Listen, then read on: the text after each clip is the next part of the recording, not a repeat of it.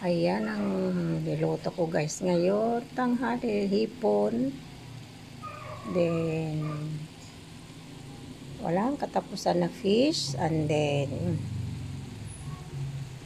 gulay.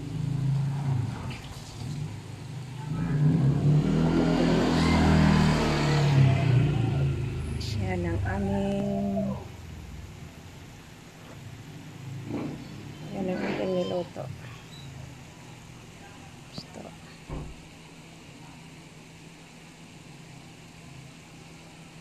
Yan ang aming ulam. Ngayon tanghali. Yan. Yan siya fish. Gulay. Ayan.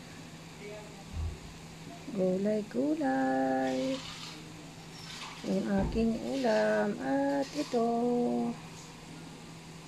Thank you for watching. Bye.